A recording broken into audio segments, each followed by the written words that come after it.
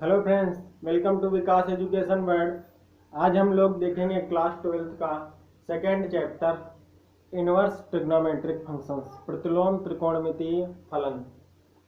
देखेंगे हम लोग कि फंक्शंस क्या होते हैं, इनवर्स ऑफ फंक्शंस क्या होते हैं, ट्रिग्नोमेट्रिक फंक्शंस क्या होते हैं, इनवर्स ऑफ ट्रिग्नोमेट्रिक फंक्शंस क्या होते हैं और इनके जो प्रिंसिपल वैल्यू, डोमेन, रेंज या हम कहें मुख्य मान, प्रांत और परिसर, ये सब चीजें क्या होती हैं। आज इन सब चीजों के बारे में हम लोग डिस्कस करेंगे। ये जो वीडियो होगा वो आप लोगों के लिए बहुत ही इम्पोर्टेंट होगा क्लास चैप्टर 2 को समझने के लिए। तो देखिए फंक्शन क्या होते हैं। फंक्शन हम लोग कक्षा 11 में भी पढ़े थे कि फंक्शन क्या होते हैं। फंक्शन एक प्रकार का ऐसा संबंध होता है, फंक्शन जो है एक प्रकार का ऐसा संबंध होता है जिसमें एक सेट ए है और एक सेट अगर बी है तो सेट ए के हर एक एलिमेंट की एक अद्वितीय इमेज होनी चाहिए या only one and only one image set B में हमें मिलनी चाहिए, तो हम उसे क्या कहेंगे कि एक फंक्शन है।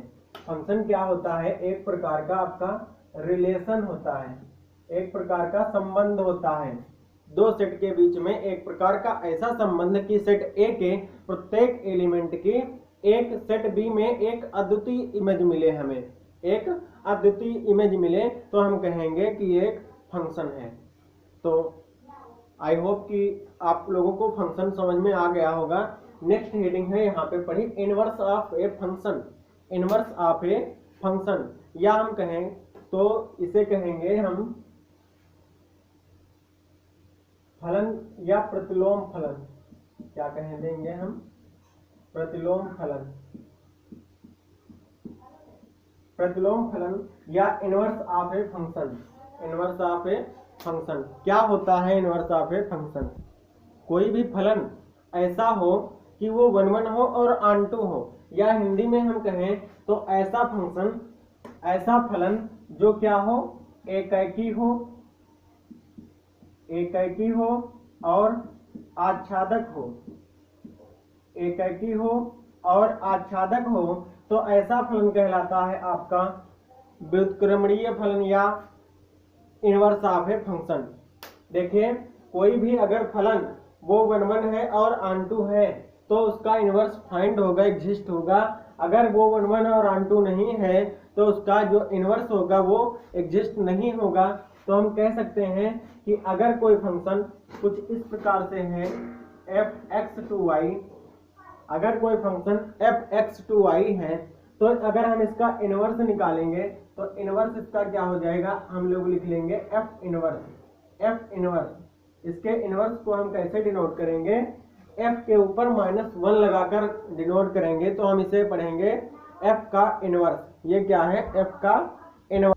अगर हम एक फंक्शन g, अगर हम एक फंक्शन gy(x) मान लें, gy(x) मान लें, जहां पर अगर हम इसे लिखें gy बराबर क्या है, x, gy बराबर x है, तो हम कह सकते हैं कि ये जो gy है, gy है, g को f इनवर्स कहेंगे, कहा जाता है। तो g को क्या कहा जाएगा, f इनवर्स कहा जाएगा। g को हम लोग क्या कहेंगे, f इनवर्स कहेंगे। इस प्रकार से हम किसी फंक्शन का इनवर्स कब निकाल सकते हैं, जब वो फंक्शन क्या हो, आपका एकैकी हो और साथ में क्या हो, आच्छादक हो, 1 हो और ऑन 2 हो।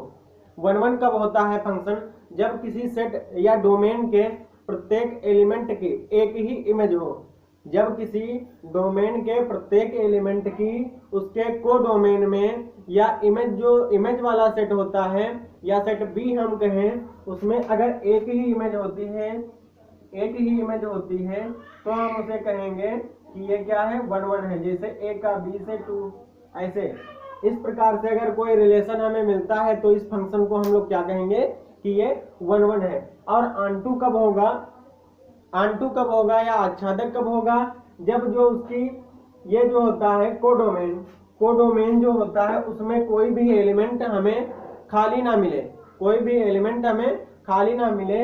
अगर हम कहें सिंपल भाषा में तो हम उसको कह सकते हैं कि सेट बी जो है उसमें कोई भी एलिमेंट ऐसा ना बचे जिसकी कोई भी प्री इमेज ना हो, जिसकी कोई भी प्री इमेज ना हो। देखिए यहाँ पे ए बी सी 3 एलिमेंट हैं, तीनों अवयवों की प्री इमेज मिल रही है हमें सेट ए में, या हम कहें सेट डोमेन सेट में, डोमेन सेट में हमें तीनों की प्री इमेज मिल रही है। तो ये जो सेट फंक्शन होगा आपका ये कैसा हो जाएगा, ऑनटू हो जाएगा, या हम इसे कहेंगे तो आच्छादक हो जाएगा। अब आप लोग जान गए होंगे कि एकैकी और आच्छादक क्या होते हैं, और जब कोई फंक्शन एकैकी और आच्छादक होगा तभी उसका इनवर्स निकलेगा, एफ इनवर्स। अब हम लोग देखेंगे ट्रिग्नोमेट्रिक फंक्शंस क्या होते हैं। ट्रिग्नोमेट्रिक फंक्शंस क्या होते हैं, अभी तो हम लोगों ने देखा था कि केवल फंक्शन, अब हम लोग देखेंगे ट्रिग्नोमेट्रिक फंक्शन क्या होते हैं, या त्रिकोणमितीय फलन।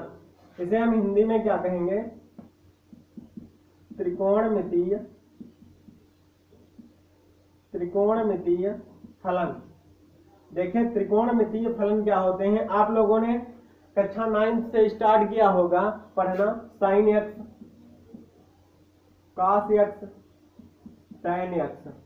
साइन का उल्टा होता है कॉसेक एक्स, कॉस का उल्टा होता है सेक एक्स, और टैन का उल्टा होता है कॉट एक्स। ये जो 6 होते हैं, ये 6 आपके क्या होते हैं, त्रिकोणमितीय फलन होते हैं, त्रिकोणमितीय फलन होते हैं, इन्हें ही हम लोग कहते हैं त्रिकोणमितीय फलन।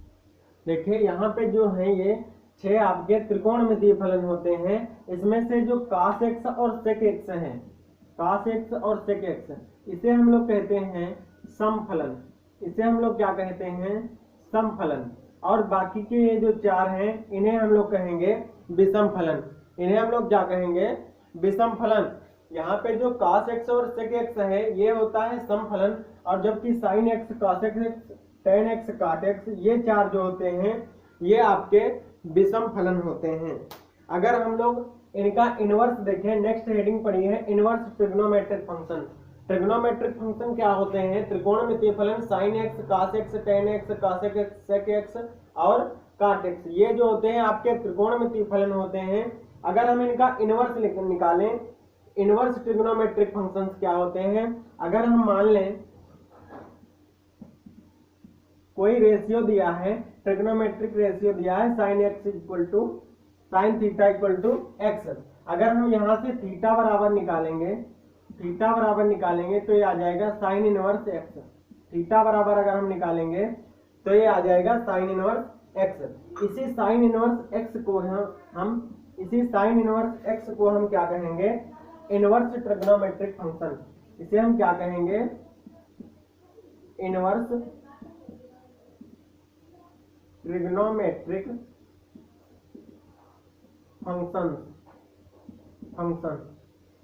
या हम कहेंगे प्रतिलोम त्रिकोणमितीय अनुपात,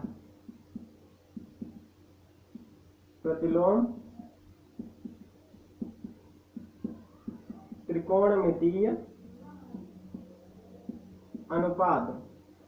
हम इसे 2 भाषाओं में कहेंगे, अगर हम इंग्लिश में कहेंगे इनवर्स ट्रिग्नोमेट्रिक फंक्शन, तो हिंदी में कहेंगे प्रतिलोम त्रिकोणमितीय अनुपात। किसे हम लोग कहेंगे, जिसे sin इनवर्स x निकला है, अर्थात sin इनवर्स x जो है, sin इनवर्स x जो है ये एक ऐसा संख्यात्मक कोण है, ये क्या है, निकल कर आया है, ये है थीटा, ये क्या है, थीटा। तो हम कह सकते हैं कि sin इनवर्स x ऐसा संख्यात्मक कोण है जिसके साइन का मान कितना है, x है, जिसके साइन का मान कितना है, x है। तो हम इसे अगर परिभाषा में के रूप में देखेंगे या कहेंगे तो हम क्या कहेंगे कि साइन इनवर्स x एक ऐसा संख्यात्मक कोण है जिसके साइन का मान x है। इसी प्रकार से हम cos का भी निकाल सकते हैं और tan का भी निकाल सकते हैं। जैसे अगर हम cos का निकालेंगे तो हो जाएगा थीटा बराबर cos इनवर्स x, या थीटा बराबर tan इनवर्स x। इस प्रकार से हम cos और tan, sec, इस प्रकार से सभी के हम लोग निकाल सकते हैं। यहाँ पे एक चीज और हम लोग देखेंगे, बुक्स में रिमार्क करके शायद दिया है कि साइन इनवर्स x जो होता है, साइन इनवर्स x जो होता है इसे हम इस प्रकार से नहीं लिख सकते हैं, साइन x का पूरा इनवर्स नहीं लगा सकते हैं, ये दोनों चीजें आपस में इक्वल नहीं है, क्योंकि अगर हम यहां से देखें साइन एक्स के ऊपर से इनवर्स हटाएंगे तो हम इसको लिख लेंगे 1 अपान साइन एक्स, और 1 अपान साइन एक्स किसके इक्वल होता है, ये होता है आपके कॉसेक एक्स के इक्वल, कॉसेक एक्स के इक्वल। तो यहां से हमने देखा कि साइन एक्स का इनवर्स जो होता है वो कॉसेक एक्स के बराबर होता है, जबकि ये क्या है, साइन इनवर्स एक्स है, ये क्या होता है आपका थीटा होता है। तो ये दोनों चीजें आपस में बराबर नहीं होती हैं। अगर ब्रैकेट के ऊपर इनवर्स लगा है तो हम उसको कॉसेक एक्स पढ़ेंगे, और अगर यहाँ पे लगा है साइन के ऊपर इनवर्स तो हम उसे थीटा कहेंगे। ये क्या है आपका कोण है, ये क्या है आपका कोण है। हम लोगों ने कक्षा 11 में पढ़ा था कि sine x, cos x, cos x, tan x, cosec x, sec x और काट एक्स, इनके जो हैं इनके कुछ प्रांत होते हैं और इनकी कुछ रेंज होती है।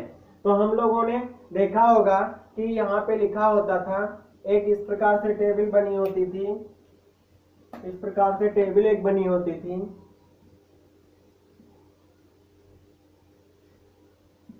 यहाँ पे इनकी वैल्यूज लिखी होती थी, यहाँ पे लिखा होता था प्रांत और यहाँ पे लिखा हुआ करता था परिसर, या हम इसे कहेंगे रेंज, और यहाँ पे मान लिखे होते थे, मान।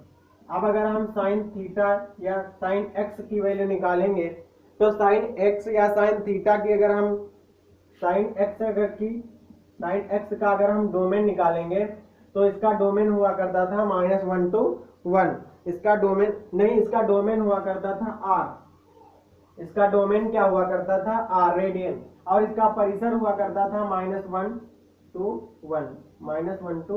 1, इसका परिसर कुछ इस प्रकार से लिखा रहता था। कक्षा 11 में आप लोगों ने पढ़ा होगा cos x बराबर, हम लोगों ने कक्षा 11 में इन मानों के या इन फलनों के कुछ इस प्रकार से प्रांत और परिसर देखे थे। देखिए यहाँ पे हमने टेबल बना दी है पूरी साइन एक्स की। साइन एक्स का जो प्रांत होता था वो आपका r हुआ करता था, और इसका परिसर जो हुआ करता था वो -1 से 1 के बीच में हुआ करता था। लेकिन ये भी हो सकते थे -1 और 1 भी हो सकते थे, क्योंकि यहाँ पे जो ब्रैकेट लगा है वो बिग ब्रैकेट लगा है, देखिए बड़ा वाला ब्रैकेट लगा है, तो इसका मतलब होता है कि 1 और -1 भी इसमें इंक्लूड है। नेक्स्ट हम लोग देखेंगे cos x। cos x का जो प्रांत हुआ करता था वो r होता था, और उसका परिसर -1 और 1 सहित इसके बीच में लाई करता था।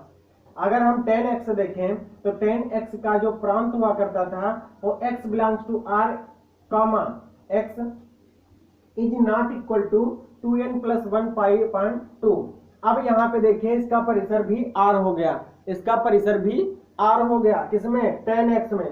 इसी प्रकार से सेम काट x में भी उसका परिसर r हो जाता है और x बिलोंग करता है r में। लेकिन यहाँ पे ये जो x है ये n पाई के इक्वल नहीं हो सकता है। यहाँ पे n क्या है, n एक इंटीजर है, n क्या है, n एक इंटीजर है, n क्या है यहाँ पर इंटीजर। नेक्स्ट है सेक एक्स की देखिए प्रांत, इसका डोमेन क्या है, x belongs to r, x is not equal to 2n + 1 π/2, और इसका जो परिसर है वो देखिए क्या है, r में से ये -1 और 1 को छोड़कर सारे नंबर घटा दीजिए, वो इसका परिसर हो जाएगा। इसी प्रकार से cosec x का भी हमने निकाला, ये आपने देखा था कक्षा 11 में, ये आपने देखा था कक्षा 11 में। अब हम लोग इसका इनवर्स निकालें। अभी तक हमने क्या देखा था, sin x, cos x, tan x, cot x, sec x और cosec x के, लेकिन अब हम क्या देखेंगे, इनके इनवर्स के डोमेन और रेंज। अब हम लोग कक्षा 12 में इसके इनवर्स के डोमेन और रेंज देखेंगे। अभी तक हमने देखा sin x का, लेकिन अब हम किसका देखेंगे, अब हम किसका देखेंगे, sin इनवर्स x का, sin इनवर्स x का। देखिए क्या होंगे इसके डोमेन और रेंज। कुछ इस प्रकार से हम लोग टेबल बना लेंगे। यहाँ पे हम लोग लिखेंगे डोमेन या प्रांत, और इसमें लिखेंगे परिसर या रेंज। अब देखिए फर्स्ट नंबर पे हमने लिखा साइन इनवर्स एक्स। अब जैसे जब हम इनवर्स निकालते हैं किसी फंक्शन का इनवर्स निकालते हैं तो फंक्शन में क्या हो जाता था अगर यहाँ फंक्शन रिलेशन जो है x टू y होता था, x टू y रिलेशन अगर कोई फंक्शन में हुआ करता था, जब उसका इनवर्स हम निकालेंगे तो y से x में रिलेशन माना जाएगा, इसमें उल्टा हो जाएगा। अब हम यहाँ से a से इसमें रिलेशन लेंगे। ये अगर कोई सेट y है और ये अगर सेट x है, तो अगर हम इसका इनवर्स फंक्शन देखेंगे तो y टू x में रिलेशन होगा। यहाँ पे जो y होगा ये आपका क्या हो जाएगा, डोमेन। अब जो है, जो पहले रेंज हुआ करता था या कोडोमेन हुआ करता था, वो अब क्या हो जाएगा आपका डोमेन। और जो पहले डोमेन हुआ करता था वो अब क्या हो जाएगा, उसके एलिमेंट अब क्या हो जाएंगे, आपकी रेंज हो जाएंगे जब हम इनवर्स निकालेंगे। सेम मैटर यहाँ पर भी है। देखिए पहले हम लोग साइन एक्स जो फंक्शन था उसका हमने डोमेन और रेंज निकाला था, लेकिन अब हम इसके इनवर्स का निकाल रहे हैं, तो डोमेन और रेंज आपस में चेंज हो जाएंगे, आपस में चेंज हो जाएंगे। जो परिसर है वो क्या हो जाएगा, वो डोमेन हो जाएगा, और जो डोमेन है वो क्या हो जाएगा, परिसर हो जाएगा। कुछ नहीं करना है, जैसे कक्षा 11 में हमने पढ़ा था sign x, cos x, tan x, काट एक्स, सेक एक्स और कास एक्स के डोमेन एंड रेंज, प्रांत और परिसर। वहां पे हमने फलन के पढ़े थे, प्रांत और परिसर। यहाँ पे हम उनके प्रतिलोम फलन के देखेंगे, प्रतिलोम फलन के प्रांत और परिसर। हमने बताया आप लोगों को कि कुछ नहीं होता है, केवल जो फंक्शन के जो पहले डोमेन था वो क्या हो जाएगा, उसका कोडोमेन हो जाएगा, वो क्या हो जाएगा, उसका कोडोमेन हो जाएगा, और जो पहले कोडोमेन था वो अब उसका डोमेन बन जाएगा। कहने का अर्थ ये है कि अगर किसी फंक्शन के का हम इनवर्स निकाल रहे हैं, तो जो फंक्शन के प्रांत और परिसर होंगे वो उसके इनवर्स के प्रांत और परिसर में आपस में चेंज हो जाएंगे। जो प्रांत था वो अब परिसर बन जाएगा, और जो परिसर था वो अब प्रांत बन जाएगा। देखिए वही बिल्कुल सिस्टम यहाँ पे लागू होगा। देखिए अगर हम साइन एक्स का अगर हम प्रांत निकालेंगे तो ये आपका आ जाएगा -1 to 1, -1 to 1, -1 to 1। हम लोग इसको इस प्रकार से लिखेंगे, या हम इसे ब्रैकेट में अगर लिखें तो हम इसे ऐसे भी लिख सकते हैं। ये बिग ब्रैकेट लगा देंगे, बिग ब्रैकेट लगाएंगे बड़ा वाला। बड़े वाले ब्रैकेट का अर्थ होता है कि ये 1 और 1 भी हो सकता है, 1 और -1 भी हो सकता है। तो यहाँ पे देखिए अब इसका जो परिसर था पहले साइन एक्स का, वो अब साइन इनवर्स एक्स का क्या बन गया, डोमेन बन गया। वो अब इसका क्या बन गया, डोमेन बन गया। अब इसका जो प्रांत था वो क्या इसका हो जाएगा, वो क्या इसका हो जाएगा, वो इसका बन जाएगा परिसर, वो इसका क्या बन जाएगा, परिसर।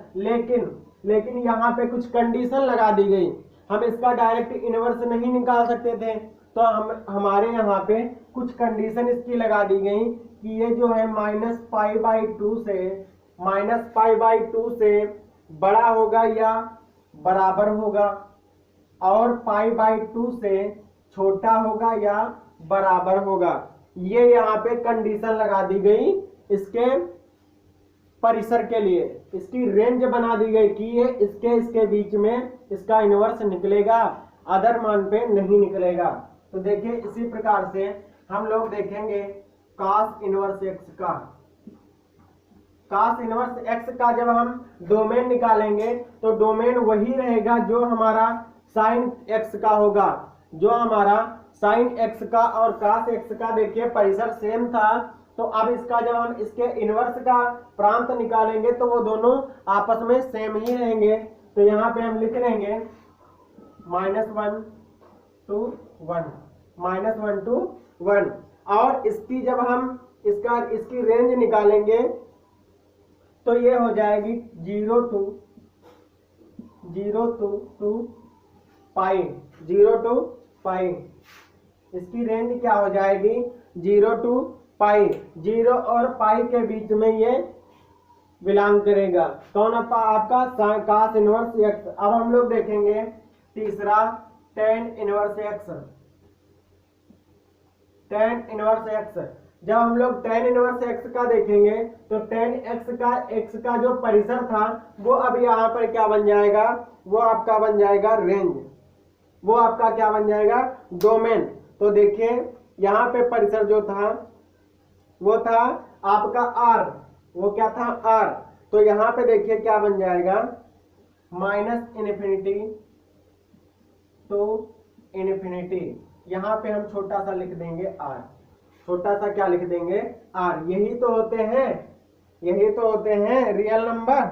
तो देखिए अब इसका जो है परिसर क्या हो जाएगा, pi by two, minus pi by two से बड़ा होगा और पाई बाई टू से छोटा होगा। हमेशा हमेशा जो थीटा होगा उसकी रेंज होगी माइनस पाई बाई टू से पाई बाई टू तक। किसके लिए, टेन इनवर्स एक्स के लिए।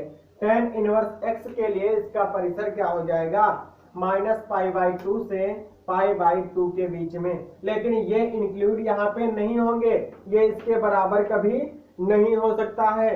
देखिए फोर्थ नंबर पे काट इनवर्स एक्स लिखा है। काट इनवर्स एक्स के लिए अगर हम देखेंगे, काट इनवर्स एक्स के लिए अगर हम देखेंगे तो वही फिर से मैटर होगा, minus infinity two plus infinity के बीच में इसका डोमेन होगा। अगर इसका डोमेन माइनस इन्फिनिटी से प्लस इन्फिनिटी के बीच में है तो इसका जो परिसर होगा आपका वो 0 टू पाई के बीच में रहेगा, 0 टू पाई के बीच में रहेगा, जो कि किसका था, कास का था, जो कि किसका था, कास का था। अभी हम बताएंगे ये किस लिए इस प्रकार से बन रहे हैं, आपका पूरा एक एक पॉइंट क्लियर करेंगे। फिफ्थ नंबर पे है आपका sec inverse x. Sec inverse x जो है उसका अगर हम डोमेन देखेंगे तो यहाँ पे डोमेन होगा आपका x belongs to r, x belongs to r minus, वहां पे देखिए r माइनस क्या था, -1, -1, -1 और 1, r रियल नंबर में से -1 और 1 निकाल के जितने भी रियल नंबर हैं उसमें x होगा यदि, तो उसका परिसर क्या हो जाएगा, सेक इनवर्स x का 0 to pi, 0 to pi, 0 to पाई।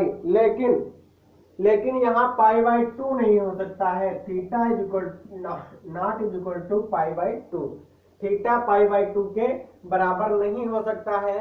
अगर हम इसका नेक्स्ट देखें 6 नंबर और last, cosec inverse x. Cosec inverse x अगर हम देखें तो देखिए कॉसेक इनवर्स एक्स क्या होता है।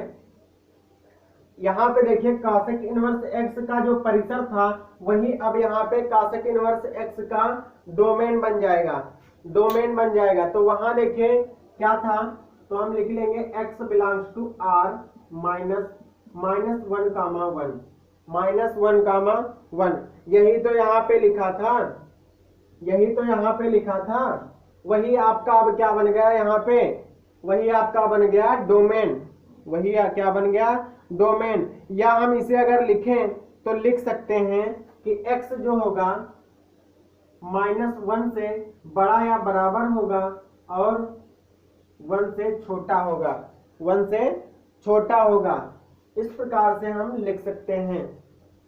नहीं, गलत हो गया, ये -1 से x क्या होगा, या तो छोटा होगा, -1 से छोटा होगा और +1 से बड़ा या बराबर होगा, बड़ा या बराबर होगा। इस प्रकार से हम लोग लिख सकते हैं, इस प्रकार से हम लोग लिख सकते हैं। अब इसका जो डोमेन था वो अब क्या बन जाएगा आपका परिसर। तो यहाँ पे ये परिसर जो इसका होगा -π/2 से π/2 के बीच होगा, -π/2 से π/2 के बीच में होगा। ये लेस देन और इक्वल टू जरूर होंगे। यहाँ पे थीटा बराबर 0 कभी नहीं होगा, थीटा बराबर not equal to, theta is not equal to 0। -π/2 से π/2 तक तो होंगे थीटा, लेकिन 0 नहीं होगा। यहाँ पे जो थीटा है वो 0 से पाई के बीच में रहेगा, लेकिन थीटा बराबर π/2 नहीं होगा। ये इसकी कंडीशन है। तो इस प्रकार से अब जो इनके डोमेन और रेंज हो गए हैं ये इस प्रकार से चार्ट के अनुसार होंगे। आई होप कि आप लोगों को जो इनवर्स वाले फंक्शन होते हैं उनके डोमेन और रेंज पता चल गए होंगे। अगर हम इनको सिंपल वे में लिखें तो कुछ इस प्रकार से लिख सकते हैं। अगर हम इनके परिसर को कुछ साधारण भाषा में समझें तो हम इसको ऐसे लिख सकते हैं -π/2 π/2। इसके परिसर को हम सीधे ऐसे लिख सकते हैं और यहाँ पे ब्रैकेट लगाएंगे, ये बड़ा वाला बिग ब्रैकेट लगाएंगे। यहाँ पे -π/2 भी इंक्लूड होगा और यहाँ पे +π/2 भी इसमें इंक्लूड होगा। यहाँ पे थीटा जो है वो -π/2 भी हो सकता है और +π/2 भी हो सकता है। अगर हम इसको लिखेंगे कुछ इस फॉर्म में तो हम इसको लिख सकते हैं 0, π के बीच में लाई करेगा। अगर हम थर्ड वाले को लिखें तो इसे हम लिख सकते हैं -π/2 π/2। यहाँ पे भी बिग ब्रैकेट लगेगा। नेक्स्ट अगर हम यहाँ पे लिखेंगे 0 और पाई, यहाँ पे 0 नहीं हो सकता है, थीटा और पाई भी नहीं हो सकता, तो 0 और पाई के बीच में होंगे तो यहाँ पे हम स्मॉल ब्रैकेट लगाएंगे। 0 और पाई को छोड़कर इसके बीच के जो कोण होंगे वो यहाँ पे इसकी रेंज में आएंगे। अगर यहाँ पे हम देखें तो यहाँ पे 0 भी हो सकता है, थीटा और पाई भी हो सकता है। 0, पाई तो हो सकता है, लेकिन इसमें से π/2 हम माइनस कर दें। π/2 थीटा नहीं हो सकता है तो इसे हम माइनस कर दें। अगर हम यहाँ पे देखें तो यहाँ पे -π/2 से +π/2 तो है, लेकिन इसमें से हम माइनस कर दें 0। इसमें से हम क्या माइनस कर दें? 0। तो इस प्रकार से हम इन्हें सिंपल वे में भी लिख सकते हैं कि हम इनकी रेंज इसके बीच में लाई करेंगे। अब हम लोग देखेंगे कि इसकी प्रिंसिपल वैल्यू, डोमेन देखा हमने, रेंज देखा, इनवर्स की भी देखा और उसकी जो फंक्शन होते हैं ट्रिग्नोमेट्रिक उनकी भी देखा। हमने एक बार रिवाइज कराया आप लोगों को कक्षा 11 का, जो आप लोगों ने कक्षा 11 में पढ़ा था कि किसी ट्रिग्नोमेट्रिक फंक्शंस की रेंज और डोमेन क्या होते हैं। तो यहाँ पे इनकी भी हमने देखा और इसके इनवर्स की भी हमने देखा, डोमेन और रेंज। अब हम लोग देखेंगे कि इसकी प्रिंसिपल वैल्यू क्या होती है। इसकी प्रिंसिपल वैल्यू क्या होती है? देखिए, इसके जो जितने भी इनवर्स फंक्शंस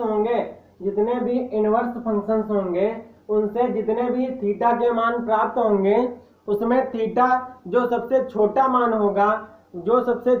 होगा वही इसकी प्रिंसिपल वैल्यू या मुख्य मान हम लोग कहेंगे। उसे ही हम क्या कहेंगे? मुख्य मान। जो सबसे छोटा एंगल होगा, या हम कह सकते हैं कि जो कोण संख्यात्मक रूप से सबसे छोटा होगा उसे ही हम कहेंगे प्रिंसिपल वैल्यू या मुख्य मान। उसे हम क्या कहेंगे?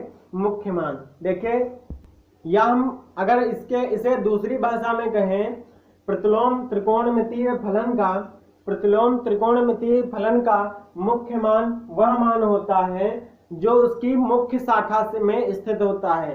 जो उसकी मुख्य शाखा में स्थित होता है उसे ही हम कहते हैं उस त्रिकोणमितीय फलन का मुख्य मान। देखिए, अगर हम y बराबर साइन इनवर्स x का कुछ ग्राफ बनाएं तो वो इस प्रकार से x एक्सिस पर ड्रा होता है। तो यहाँ पे देखिए, अगर हम इसकी मेन ब्रांच देखें तो यहाँ से अगर हम इसकी मेन शाखा देख लें तो ये -π/2 से π/2 के बीच वाली ये जो शाखा है ये आपकी मेन ब्रांच कहलाती है। किसकी? साइन x की, साइन इनवर्स x की। यहाँ से यहाँ तक -π/2 से π/2 के बीच की ये मुख्य शाखा इसकी कहलाती है। तो ये जो इसके होंगे -π/2 और π/2 ये इसके मुख्य मान कहलाएंगे। किसके? साइन इनवर्स x के। अब यहाँ पे जो भी x होगा उसके हिसाब से उसका मुख्य मान हो जाएगा। जैसे हम लोग एक दो एग्जांपल के तौर पर समझ लेते हैं, फिर इसकी एक्सरसाइज हम लोग नेक्स्ट वीडियो में करेंगे। आप लोगों ने अगर ये चीजें नोट नहीं की हैं तो प्लीज नोट जरूर कर लीजिए, नहीं तो ये सब भूल जाएंगी आप लोगों को। तो ये चीजें नोट कीजिए, आप लोग स्क्रीनशॉट इसका ले लीजिए और सब चीजें लिख लेना। हम लोग एक दो एग्जाम्पल देखते हैं मुख्य मान वाले, उसके बाद हम लोग एक्सरसाइज इसकी करेंगे नेक्स्ट वीडियो में। चलिए देखते हैं। देखिए यहाँ पे अगर एक एग्जाम्पल लिखा है साइन इनवर्स 1/√2 का हमें मुख्य मान निकालना है, तो इसका मुख्य मान हम लोग कैसे निकालेंगे? अगर हम देखें यहाँ पे साइन इनवर्स 1/√2 बराबर, अगर हम इसे y मान लें, इसे क्या हम मान लें? y मान लें या x मान लें, कुछ भी हम मान सकते हैं, a b c d कोई भी वेरिएबल मान सकते हैं। तो यहाँ पे हम देखेंगे तो 1/√2 बराबर क्या हो जाएगा? Sine y। क्या हो जाएगा? Sine y। अगर हम यहाँ से देखें तो 1/√2 साइन में किसकी वैल्यू होती है? ये होती है आपकी साइन π/4 की। साइन π/4 बराबर क्या हो जाएगा? Sine y। साइन y अगर हो गया तो यहां से अगर हम देखें तो y बराबर क्या निकल कर आएगा? π/4। y बराबर क्या निकल कर आएगा? π/4। अगर यहां से y बराबर π/4 निकल कर आया है तो हम देखेंगे कि साइन इनवर्स की जो मेन ब्रांच होती है उसका परिसर क्या होता है? साइन इनवर्स x की मुख्य शाखा का परिसर क्या होता है? तो इसका परिसर होता है -π/2 से π/2। अभी हम लोगों ने देखा था -π/2 से कहां तक था इसका साइन इनवर्स x का? -π/2 से π/2 तक। तो देखिए ये जो π/4 है, ये π/4 कहां पे आ जाएगा? -π/2 से π/2 के बीच में आ जाएगा आपका π/4। तो इसका जो मुख्य मान हो जाएगा, इसका मुख्य मान क्या हो जाएगा? इसका मुख्य मान आपका यही हो जाएगा π/4। साइन इनवर्स 1/√2 का मुख्य मान क्या हो जाएगा? π/4। अगर हम इसे नेक्स्ट एक और एग्जांपल लेके समझें, अगर एग्जांपल नंबर 2 दिया है आपका बुक में, काट इनवर्स -1/√3। अगर हमें इसका मुख्य मान निकालना है, इसकी प्रिंसिपल वैल्यू निकालनी है, आप लोगों को घबराने की बिल्कुल जरूरत नहीं है। एक्सरसाइज फर्स्ट में केवल और केवल यही क्वेश्चन है, आपके मुख्य मान ही पूछे जाएंगे। तो देखिए काट इनवर्स -1/√3 जो लिखा है, इसको अगर हम y मान लें, एज्यूम काट इनवर्स -1/√3 इक्वल टू y, तो यहां से अगर हम देखें -1/√3 इक्वल टू क्या हो जाएगा? काट y। अब आप लोग बताइए कि -1/√3 काट में किसका मान होता है? तो ये होता है काट 60 का मान, काट 16 का मान, या हम इसे लिख सकते हैं काट π/3। हम लोग इसे रेडियन में लिखेंगे तो इसे क्या लिखेंगे? π/3 और बाहर लगा लेंगे माइनस। 1/√3 की वैल्यू थी काट π/3। अगर हम यहां से देखें, ये माइनस हमें एलिमिनेट करना है तो हम इसको लिख लेंगे काट π-। आप लोगों को हमने चतुर्थांश में लेके बताया था कि किस कोऑर्डिनेट में या किस चतुर्थांश में ये आपके कौन सा पॉजिटिव होगा, ट्रिग्नोमेट्रिक रेशियो कौन सा आपका नेगेटिव होगा। हम लोगों ने पूरा एक विस्तार से समझा था। अगर आप लोगों ने वो वीडियो नहीं देखी है तो आप जाके देख सकते हैं, उसमें हमने बताया था कि इसके साइन कैसे होंगे और कौन सा पॉजिटिव होगा कौन सा नेगेटिव होगा।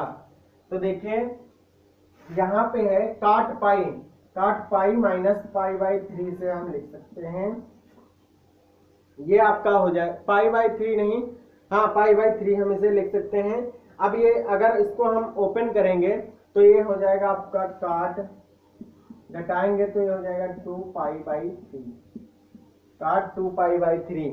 अब अगर हम देखें तो काट की जो प्रिंसिपल मेन ब्रांच होती है उसका परिसर क्या होता है? काट का आप लोगों ने टेबल में देखा होगा अभी, क्या होता है? 0